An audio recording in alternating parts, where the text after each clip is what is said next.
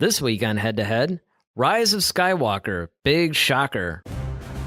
You're listening to Head, a Star Wars podcast. Two fans, two generations, all things Star Wars begins now. Hello, everybody. I'm Eric Vancil. And I'm Daryl Sanders. And we're your hosts for this podcast. So, it's interesting because, as you know, we got the Benioff and Weiss trilogy coming up. Mm-hmm. 2022, I think like 24 and then 26. Yep. And we... old. Yeah, I know. But, yeah. Well, I'll be in my 40s by then.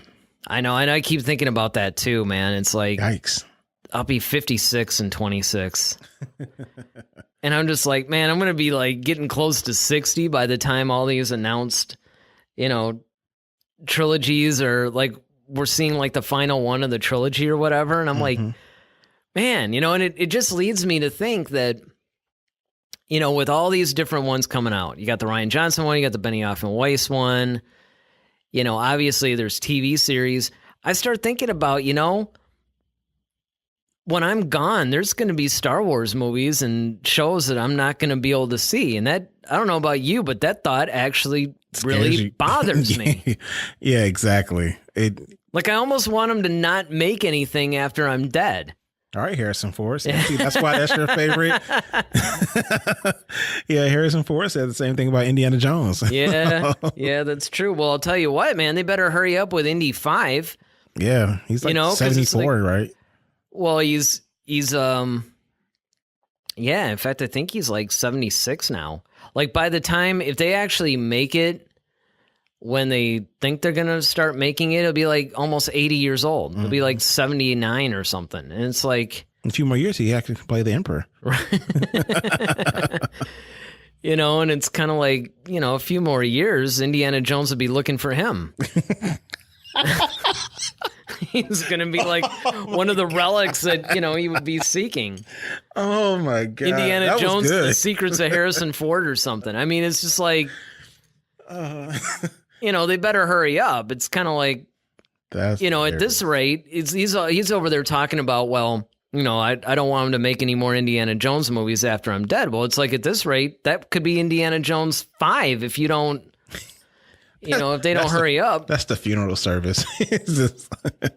With the death of Indy, and they just show the funeral. You got to put him in that same like coffin like Padme with the little flowers around him. And yeah, exactly. Throw him off a bridge or something. Well, let's go drown our sorrows at the Cantina. Yeah, I need a drink. Absolutely.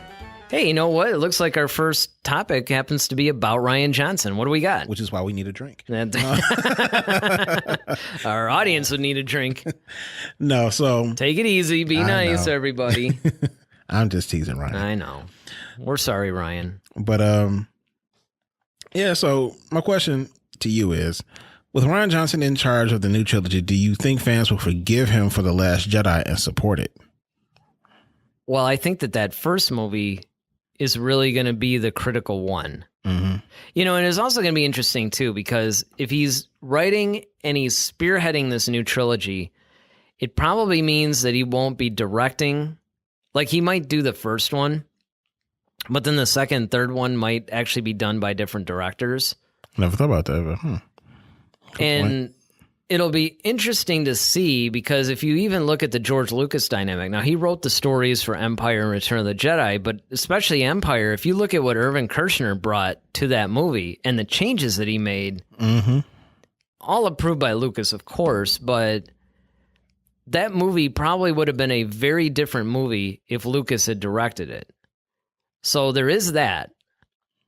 And I think that the problem is that if Rian directs the first one, but honestly, I think it'll be fine, because Rian Johnson is a really good director and he's a good writer. The problem is he took the characters where the fans didn't really want the characters to go. And, you're still at a critical point because The Last Jedi was only the second movie in the new trilogy. So, this isn't like they've been doing this for 10 or 15 years and, hey, let's have a little bit of fun with this. It's like you're still trying to establish the success of Star Wars without George Lucas.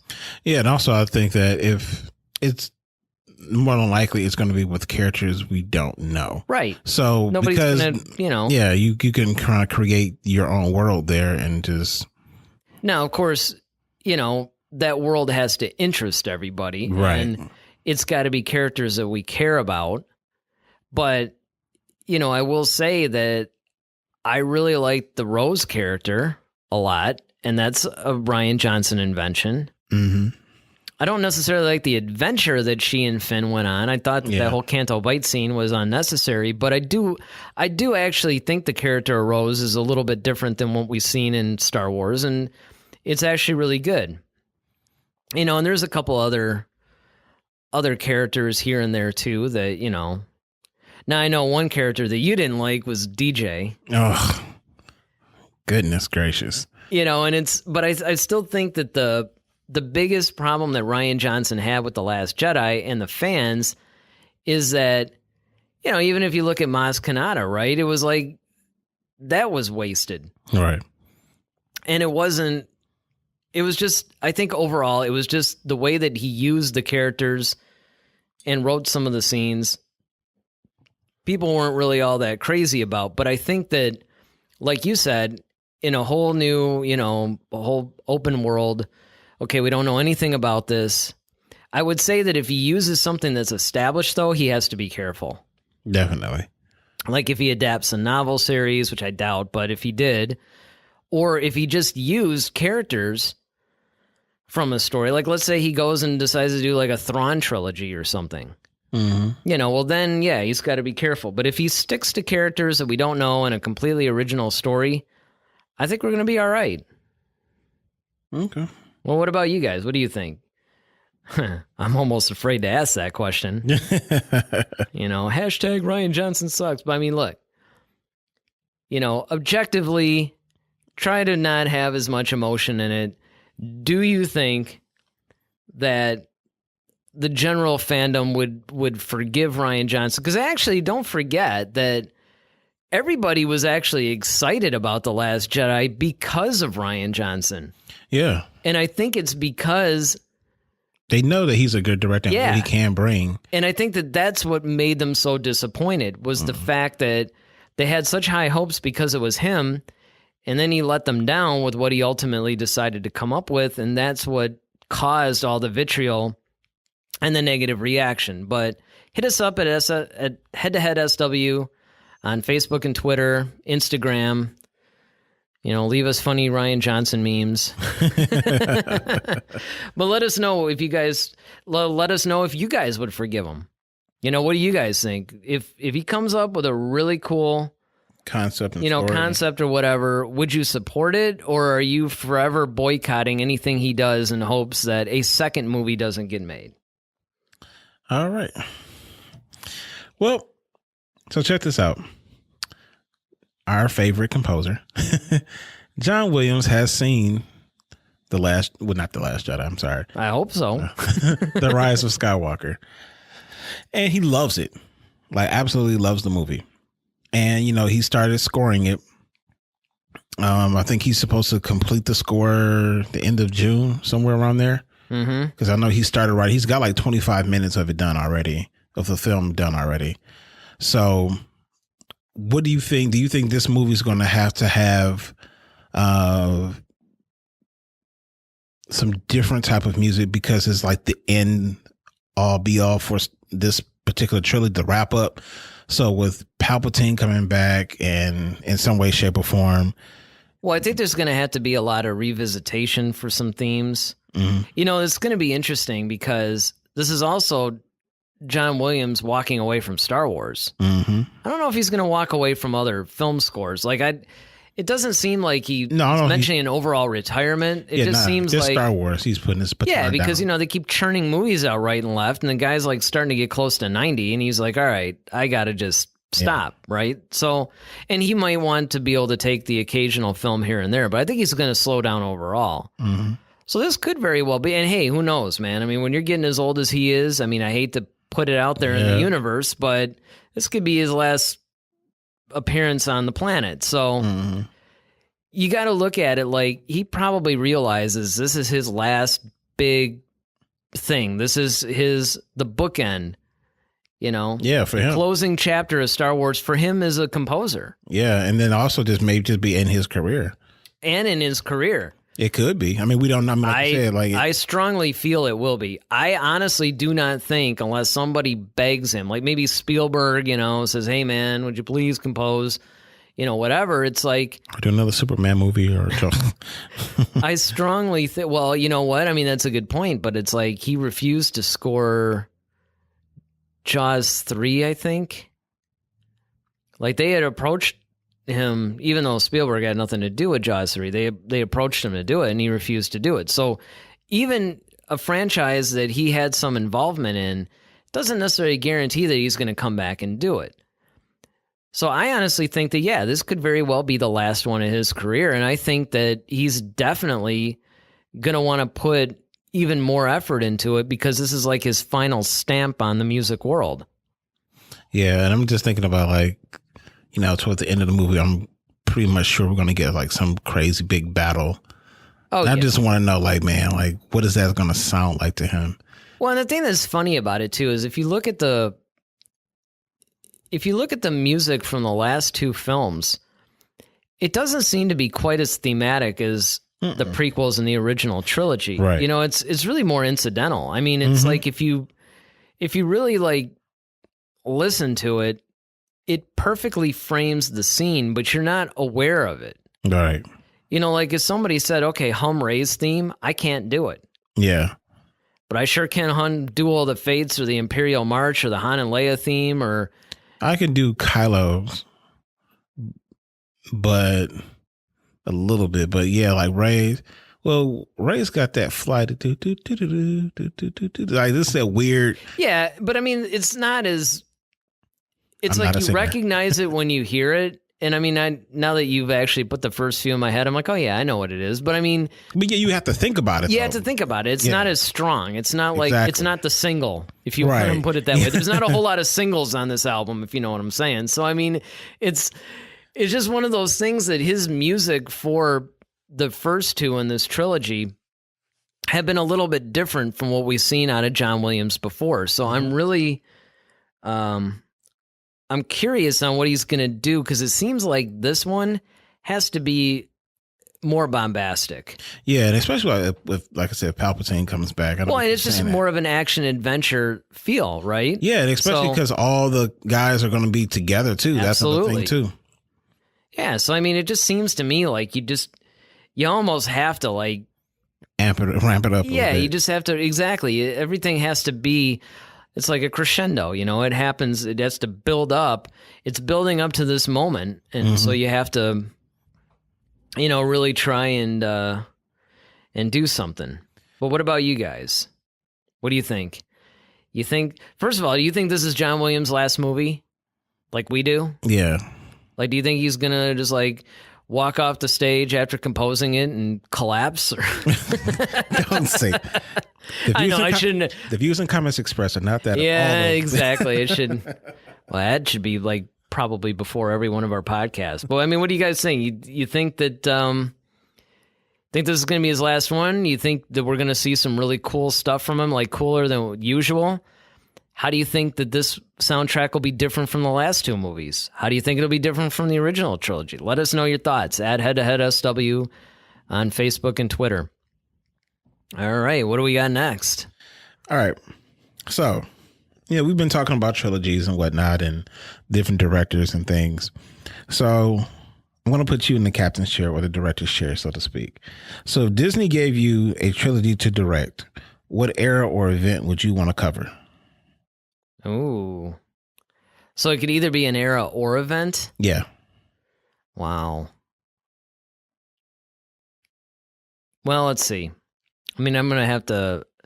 There's probably several. That's the problem. Mm-hmm. You know, like, I wouldn't mind covering something from the unknown regions and, you know, deal with the Chiss and, you know, maybe Thrawn's people or something like that. I would probably honestly be that guy that would want to start adapting novels. Okay. I would want to do the Chuck Wendig trilogy, or I might want to do Lords of the Sith or Bloodline or Okay, so out of the books, then which one would you like be really hankering to do? Wow. And I almost wonder if which would I want to see versus which I would want to do would be different, but I think Bloodline. I think that would. I figured that would be yours. I think that would make the most interesting movie. Knowing you, yeah, I figured that would be yours. I mean, Lords of the Sith would be spectacular too, and that would actually be a really, really cool one to do. Mm-hmm. I would like to do Dark Disciple as an animated movie. Okay. But there's so many because it'd be kind of cool to do an Old Republic movie too, though. I mean, that's the problem is that, and this is a problem that I've had for a long time, is there's so many rich storylines. And that's why, Disney's like, oh, we're going to back off from making one movie. It's like, look, you can keep making one movie a year. It's not like there's not enough Star Wars stories that would interest people, even the casual fan. Number one, they're acting like no casual fan would want to see the novel. Well, that's a novel. The casual fans don't know about it. Well, put it out there as a movie and they'll know about it. Yeah. Heavily market it like you do on most of the movies and they'll know about it. Yeah, that's Star Wars. I mean, the name sells itself. Don't give us a Han Solo origin story that nobody wants. Mm-hmm. It's like, I mean, it wasn't a bad movie. It was fine. It was just nobody really cared. If they could do one movie a year, if they would focus on all the tremendously great stories that they have, and if they start hitting the novels or even the comics, mm-hmm. like, what another one would be great? That whole Darth Vader, that 2017 series. Mm-hmm. That'd be a fantastic series of movies. Yeah, I think if I was in the chair, I think one of the things I would cover would be the Rise of Vader. Yeah, basically, right. Like right after he got in the mask, and that's kind of what the Vader series did. Yeah, I think that was a 2015 one though that actually covered more of that one. And then I would probably want to take a stab at post Rise of Skywalker. Yeah. Just because I think we have some good characters that I could probably. So you're talking about like take a lot of like your Poes and Kylos and Reys and all that and craft a story. Yeah. It's kind of like set in a certain time period afterwards and craft some things out of that. Yeah. I mean, if we're talking about other stuff too, like I wouldn't mind doing a Dr. Aphra movie. I think that she's a highly underrated character that could actually, you can make a good series. And that's the other thing too, is that, Star Wars is rightly criticized for not having a lot of female role models. Mm-hmm. It's changing and they're getting more, but I mean, Dr. Aphra would be great for that. I'll tell you something else that I wish they would explore more. We're always getting between episode 3 and A New Hope, obviously, because there's like so many years between the two. Mm-hmm. The problem is, though, we either get like right before A New Hope or right after 3. You never really get the middle. Mm-hmm. So the middle would be cool. But the time period I've always wanted to explore is between A New Hope and Empire. Yeah. I think that there would be a lot of interesting things that they can cover. And of course, I'd make the Obi-Wan trilogy. I think they're going to do that anyway. I don't know if it's going to be a movie or a TV series, but I really do think that they're... And I'd also like to, if I were going to adapt, what I'd like to do is canonize Tales from Mos Eisley and adapt that. Wow. I mean, there's a lot, man. I'd be pretty busy if I could choose. So basically, you're turning into Kathleen Kennedy. Yeah. Yeah, I mean, the answer is I'd be adapting all eras and all time periods. I'm running the whole company. Yeah, I'd like to run the whole company. Into the ground, probably, but I'd go out swinging. So what about you guys? What would you guys want to do? Let us know at HeadHeadSW and Twitter and Facebook and all the other places that we mention constantly. All right, so what's our next segment? It's time to move on. Yes, like Kylo Ren suggests. Yes, let the past die. Let the Cantina Oh, we can't kill that. No, we can't kill that. Cantina is my sanctuary. It's my Jedi temple. Yeah, I mean, right. You would die if we didn't have the Cantina. Exactly. Duel of the Fates. All right, so this week we have Palpatine versus Plagueis. Which would you rather see as the villain in episode 9? Man, I can't say both. Nope. I had to pick one. Can't be greedy. I know, man. Sith happens. I've been waiting to say that. Well, I think, yeah, I know you have. I think, honestly, that, if I had to choose, like, I absolutely had to choose. There's no way I could say, well, what about Palpatine as a holocron or whatever, anything like that?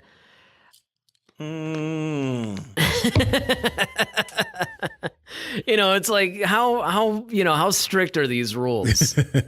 You're starting to teet on that dark side. Yeah, well, you know what? It's kind of like I'm just looking for some definition. You're the one that always says there's a lot of gray in Star Wars. So, well, yeah, it's because it's old people. Mm-hmm. They're just all ashy.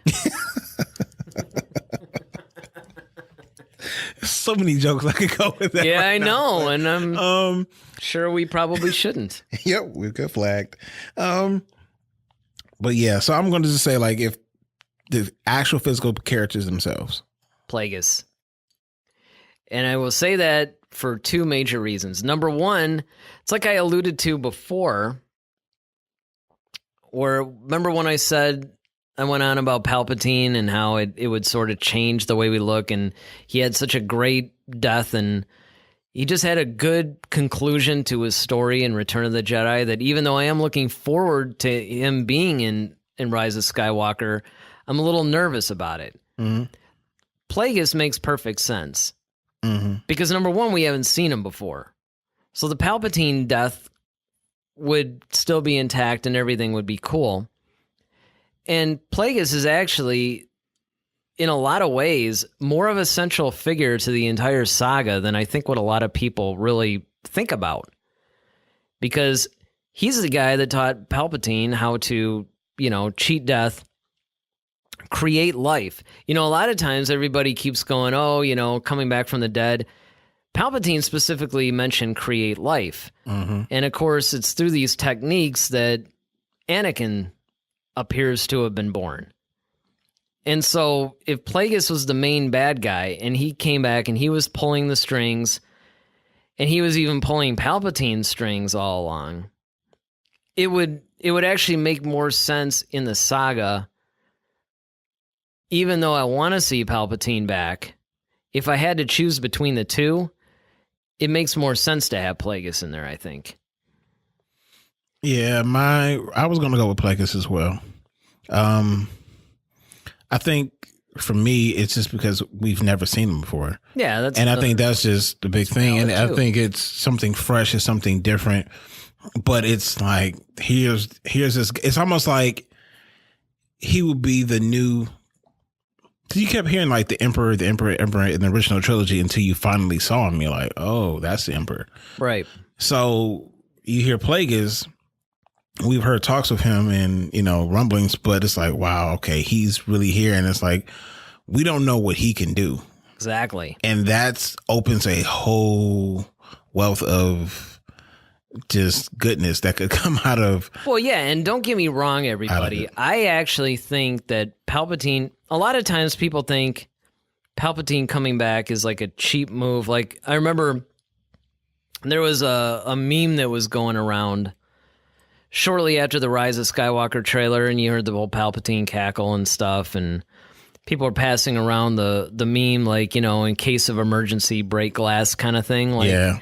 Like, oh, Star Wars is going down the tubes, better resurrect, a beloved character or something. But people don't understand that bringing Palpatine back even makes perfect sense in the whole storyline of the saga. Yeah. It really does. Yeah. And in fact, who knows? I'm not saying that was Lucas's plan all along, because obviously he was going to stop. I mean, he did have some outlines for 7, 8, 9, but they got really sci-fi and weird. But if you look at it in universe, especially with what they have set up for 7, and, somewhat carried on in 8, it makes perfect sense to do it. But since we're doing an either or thing, that's why I like Plagueis too, because you can accomplish the same things with the Plagueis character that you could with the Palpatine character, but yet he's fresh. We've never seen him. And I think that it would end people going, oh, this is a cheap move. And, a lot of the criticisms that I think are going to happen, unless, of course, they handle this so well, although I can't fathom that every fan in the world is going to feel. But, who knows? I hope so. Well, I also think that, this would be to me, if you had Plagueis as the ultimate bad guy, one, you can really say you officially destroyed the Sith. That's true. And then two, I think that would be the only way that you can see Kylo being redeemed is because you got to go against, because now it's almost like he would be so powerful you would have to involve him. Like Kylo would have to factor into that. And yeah, I will say that in a lot of cases, you could almost argue that it makes more sense to bring Plagueis back versus Palpatine. Yeah. It'll be interesting. What about you guys? What do you think? You think they should bring back Plagueis? Well, not bring him back. You think they should put him in there? Or do you think they should bring, Palpatine back? What are your thoughts? At Head to Head SW, Facebook and Twitter. Love to hear from you. All right. What's next on our wonderful list? All right. We have From a Certain Point of View. This week, what do you think the big shocker will be in the Rise of Skywalker? So now we're talking about, like, when you say big shocker, this is like Shocking I am your father level. Yeah, shocks. It could be that. It could be it could be a big reveal. It could be a death. It could be. Well, I think it's going to be all the above because honestly, I think the biggest shocker that we're going to learn is whoever Rey's parents are. Okay, that's probably going to be the biggest shock. If they are bringing Palpatine back, I guess the way that he comes back could be a shock. Mm-hmm. I think we're going to get a lot of... I don't necessarily think that this is going to be one of those movies where there's just one big one. I think there's going to be several. Yeah, and that would be awesome because that's something that hasn't really been done in Star Wars either. And it would make sense to go out the final movie like that, just lay all the cards on the table pretty much. For me, I think that the shocker is going to be, we're probably going to see, we do know someone dies. We don't know who or how. And I think a lot of people are going to be dying. Because if you go back, and it's a valid question because, so the big shocker of Force Awakens obviously is Han Solo's death. Right. Even though we weren't all that shocked because we kind of knew it. We kind of knew it, but it's the shocker of the film. Right.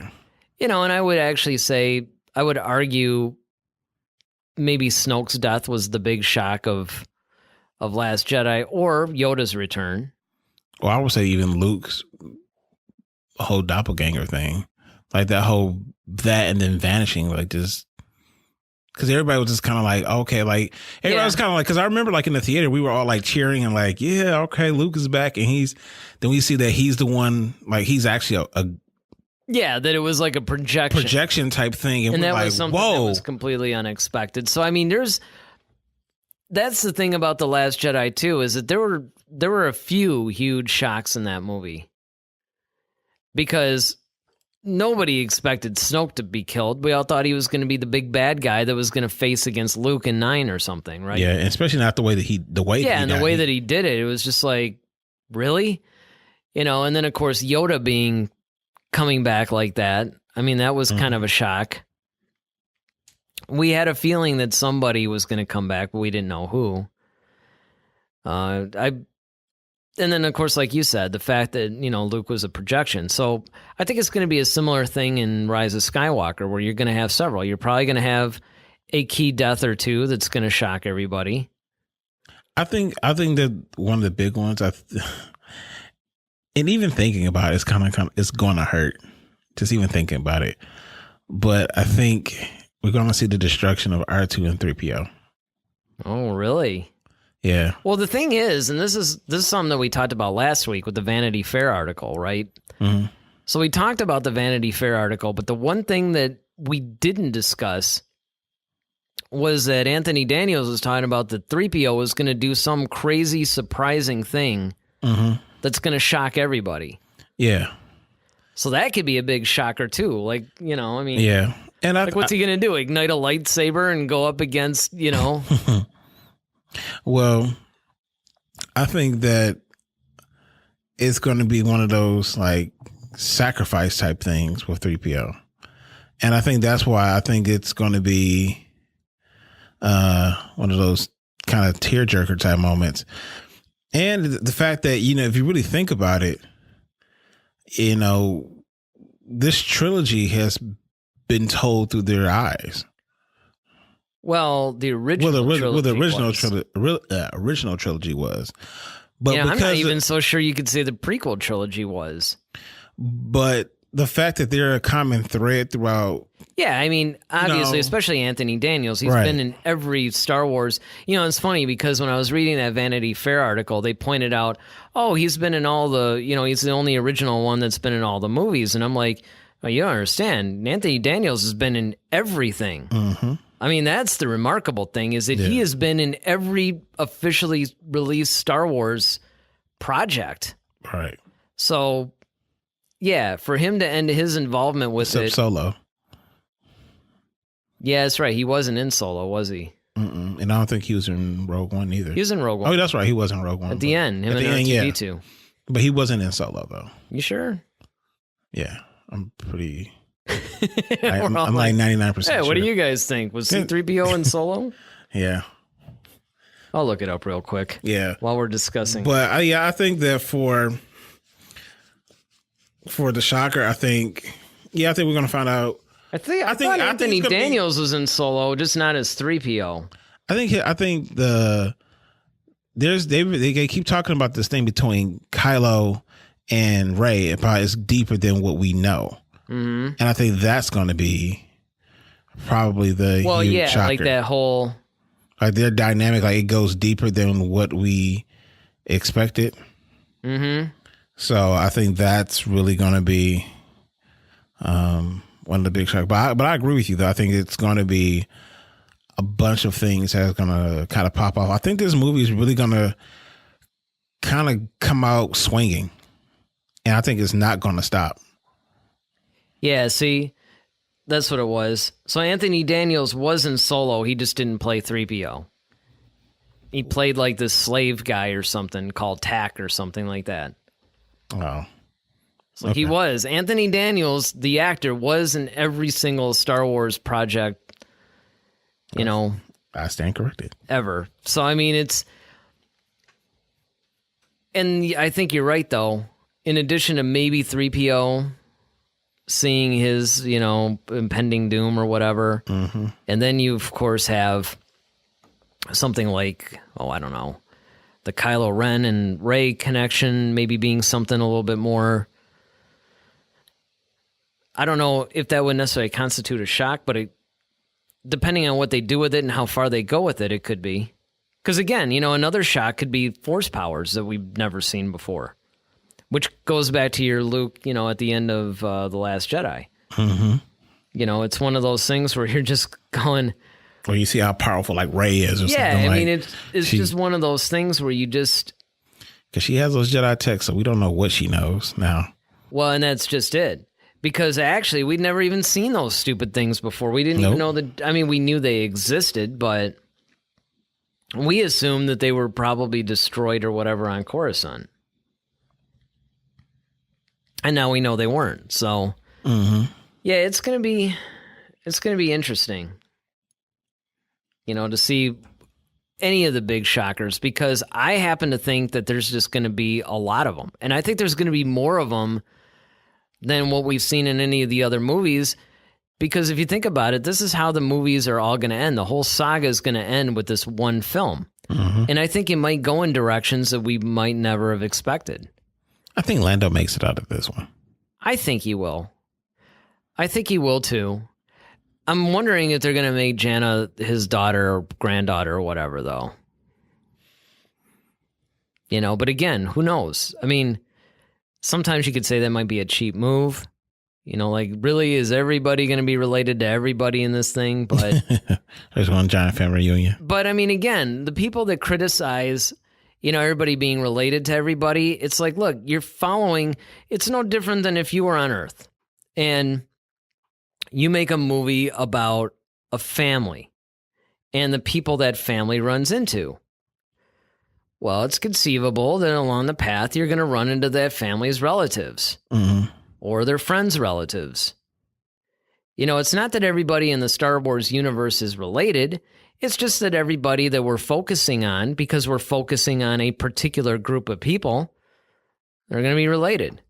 Well, not only that, too, but I think, you know, one, that's partially what makes Star Wars Star Wars. I mean, exactly. It's part of its DNA, you know, one. And then two, I think that you kind of have to look at even just reality of family. Like, a lot of people we have friends or family members that share a lot of our beliefs and our ideals and our interests. So it doesn't, and sometimes they may take things in a different way. So let's just say you might have a cousin who's a musician, but then you're a singer. It's like, okay, well, yeah, why don't we hook up and do something together? You know what I mean? It's just kind of like... Yeah, but if that was put in a storyline, they would say, oh, that's a cheap move. They made the guy's cousin the singer, you know? And I mean, it's like, no, yeah, that's really what would happen. In life, exactly. So it's just like you have somebody who's a politician and, you know, who's like, all right, hey, this is the right way to go. And then you have some kid who's like a rebel leading this whole charge movement, the same movement that their father or mother did. And it's like, okay, well, it stands to reason that would happen. Absolutely. You know, now, if you were focusing on people from another part of the universe and found out, oh, that's like Han Solo's other kid, it'd be like, yeah, all right, now that's getting a little... But as long as you're following this specific group of people, it's like, of course they're going to be... You're going to eventually run into their relatives or... Yeah, it's like people have kids. Or people, whatever. And and it's conceivable, like in Rey's case, let's say we find out she is a Skywalker. You know, well, it's possible that because the galaxy is so big, you know, I mean, look, there's people on Earth where it's like, hey, I'm your son, you know, and you didn't even know you had, it's like you knew you had a kid, but you figured, okay, that kid's long gone or whatever, and now they're seeking you out. I mean, that's going to happen in the Star Wars universe as well. So I think that we might see some big shockers there too. You know, like I said, biggest one I think is going to be who Rey's parents really are. I think that's going to be the biggest shocker because that's a mystery that's been a common thread that everybody wants to know. Perpetuated throughout this whole new trilogy. And I think to find out definitively, yes, you're a Palpatine or something, or you're a clone Kenobi or whatever. All three of these people, or you know, something like that. I think that's going to be a shocker. Yeah, I think Rey, that's going to be her albatross to get over. Like, okay, if she has some stuff that, or she was like created by this and this is how she came to be, she's going to have to accept that. And I think that's one of the things too, is that I think that's another thread that's kind of go through the Star Wars DNA, is accepting certain fates, you know, or certain things that this is just what happened. Yeah, it's like consequences. Yeah, it's not even, it's like, well, I mean, in the case of like a lineage, yeah, and it's kind of like, yeah, if you're going to be like, let's say she finds out she's a Palpatine, it's like, okay, well, that's not exactly the best family to come from, and accepting the fact, okay, I'm a Palpatine, but that doesn't necessarily make me, yeah, you know, I'm who I am. You know, I create my own. Yeah, destiny. I create my own destiny. I can change that name and make it a name, you know, that's good based on my actions. Exactly. You know, so we'll have to see. What about you guys? What do you think? What's going to be the biggest shocker of the Rise of Skywalker? Or are you thinking along the lines of us? Do you think there's going to be multiple shockers? Do you think the biggest shocker might be Force lightning? I don't know. Maybe nothing is shocking you. You know, let us know at Head to Head SW on Facebook and Twitter. Hit us up on Instagram. We got our YouTube channel, all kinds of ways. Just check the link in our show notes and you'll see all kinds of ways you can get in touch with us. All right. All right, we're down to one of your favorite segments. My favorites where we answer you guys' questions. It's called Clear Your Mind. All right, who's up first? All right, we have Madeline Oren. She would like to know, why do you think Disney greenlit season 2 of The Mandalorian before season 1 airs? Aren't they being a bit presumptuous? Well, maybe. But then again, you got to look at the fact that they've seen the show and we haven't. It's like, if you see the show and it's a really good show. Now, I could see that because if you take the other series, like, say, Cobra Kai, that's a series that you and I are huge fans of. Mm-hmm. And it never dies. That's right. Cobra Kai never dies. So you got Cobra Kai. Now, surely everybody that was involved in Cobra Kai season 1 probably looked at that season and said, okay, this is amazing. But they waited like a week or something, or a few days or whatever it was, after it premiered, and it got tens of millions of views. Okay, yeah, now we'll greenlight season 2. But with The Mandalorian, I think there's a couple of reasons behind it. One, it's a Disney property. And it's going to be one of the flagships of their service. Mm-hmm. And they know the story arc. You got Jon Favreau created it, Dave Filoni, he's like a showrunner. So these guys know the story arc behind it. They know what's going on. Now, I don't think it's presumptuous to greenlight season 2. Now, if they greenlit, like, say, 4 seasons of the show, well, that might be a little bit crazy, because even though they are Disney, the show does have to make money, to warrant the expense. Right. To make it, because as we know, it's going to be one of the most expensive shows to produce. But I don't necessarily think it's presumptuous, just because I think they know they got a really good show on their hands. Reaction at Star Wars Celebration was positive. Based on the clips that they showed, everybody's touting this thing as, yes, this is what Star Wars should be. So I don't know. I'm thinking they're pretty safe. What about you? What do you think? Yeah, I think that, I don't think it's being presumptuous. I think you have to really look at, like, okay, people have been clamoring for something like this. And I think that, like you said, the reaction from Celebration definitely cemented that feeling for people. Mm-hmm. I was watching Collider, and Christian Harloff, I think he was the one who, like, when he saw it, he was just like, yes, that's the tone. Like, that's how it's supposed to look. That's the vibe, the feeling, everything that, people want out of.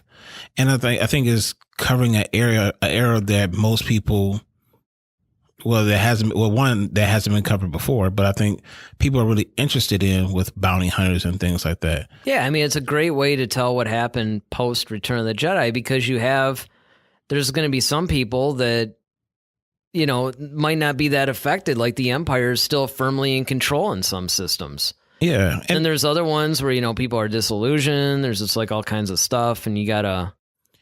Yeah, and I also think you have to have a setup. Like, I think you have to give it time to really develop. And I think you have to kind of give it at least 2 to 3 seasons before people can really, truly catch hold to it. Well, did they say how many episodes it's going to be?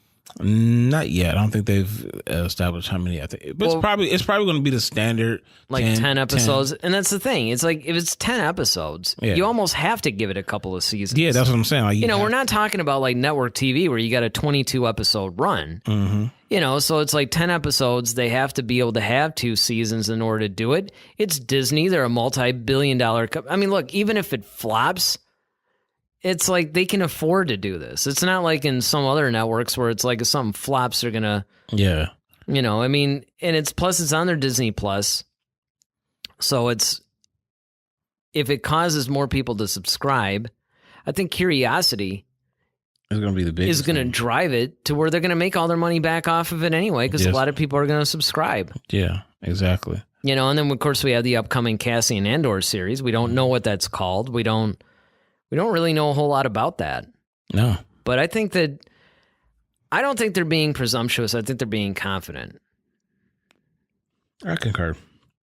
All right, what do we got next? Oh, the next question's like a good one because we've been somewhat dealing with it. Yep. This question comes from Matt Mulvin. He would like to know, how do you want Palpatine to return? Holocron, resurrection, clone? Well, here's the thing. There's how I want him to return versus how I think he should return. Okay. So, yeah, I'd like him to be a fully resurrected guy.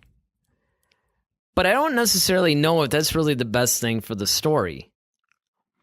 Because, like I've said at this point, like a million times, that I think for him to be fully resurrected, even though you can cover this fully in the whole Plagueis thing, and it would be fine, it would somewhat cheapen the whole Return of the Jedi ending. Whereas if he was a clone, it follows the in-universe stuff perfectly because he's had a lot of cloning facilities. He even had one on Jakku. And then, of course, the expanded universe did it a little weird, but it's still the same concept where Palpatine had several clones of himself made that he can keep putting his consciousness into these clones and he would be back. So it would satisfy the, hey, Palpatine's back, but it's not the original guy, so it wouldn't necessarily cheapen the whole ending of it. But I mean, obviously, it would be really cool to have a fully resurrected Palpatine. Mm-hmm.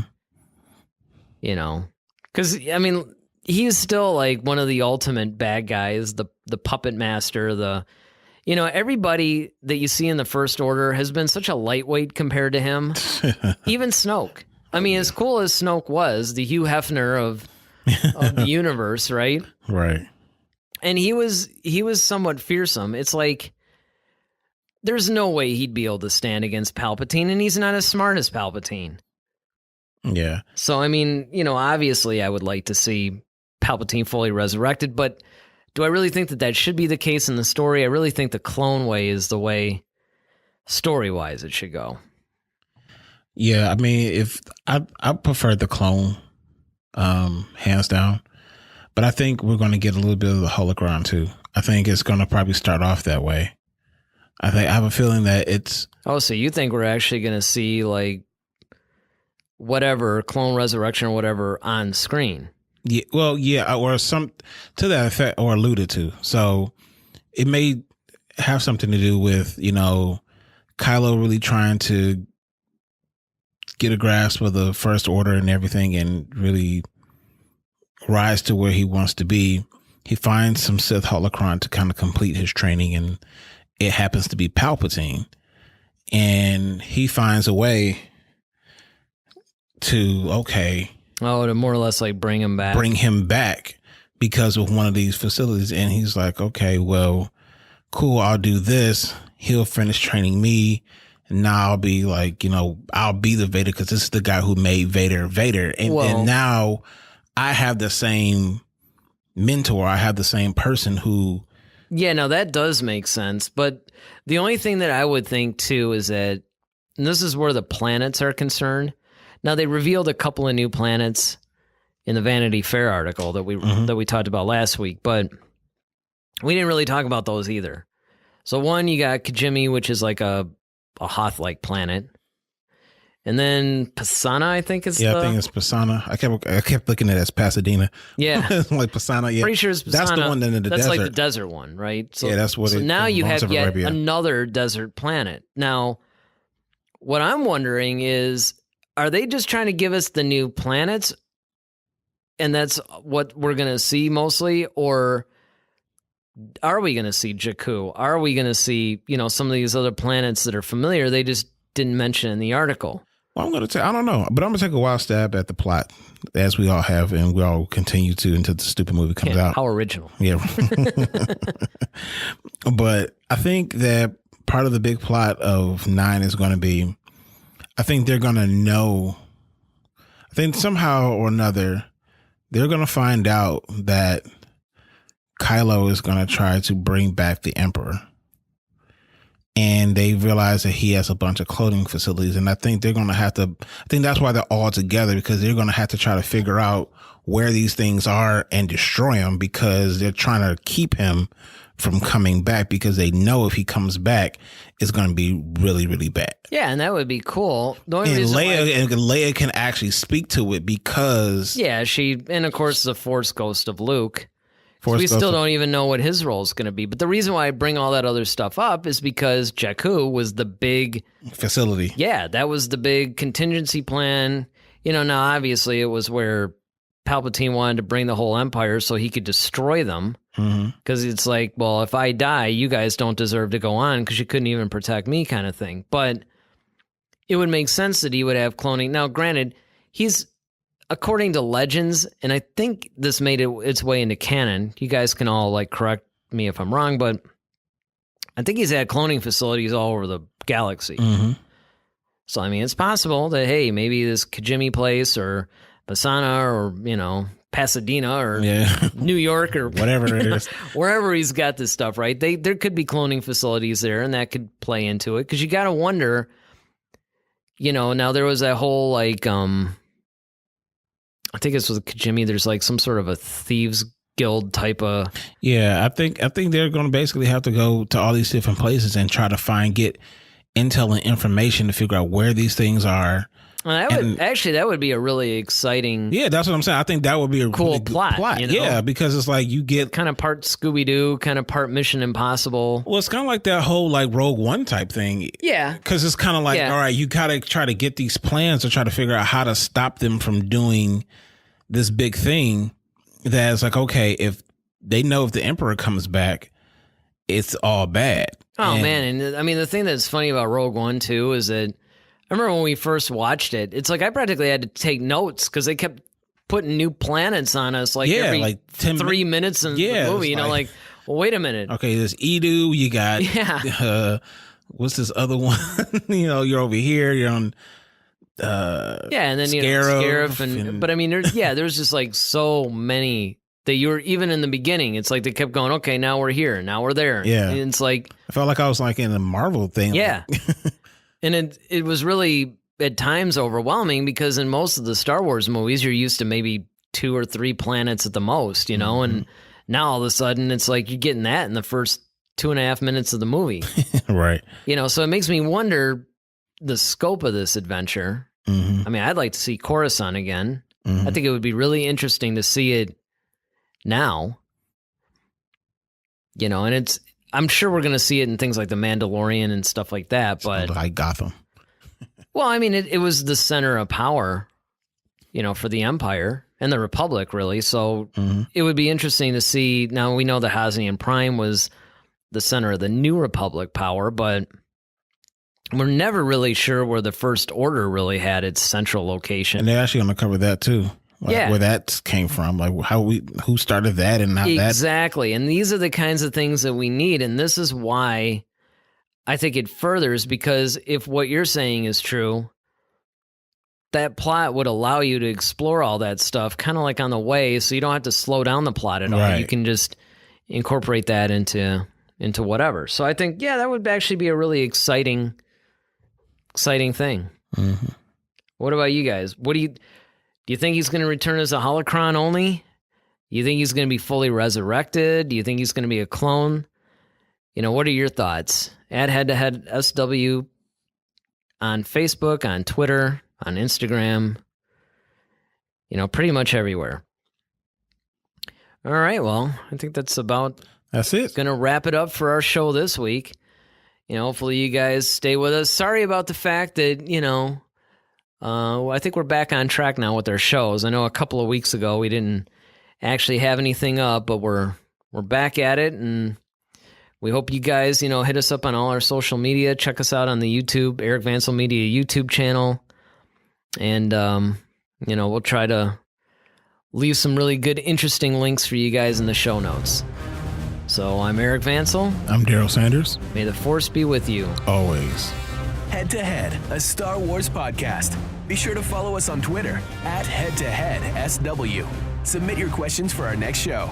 Visit our official website at headtoheadswpodcast.com. Until next time, may the Force be with you, always.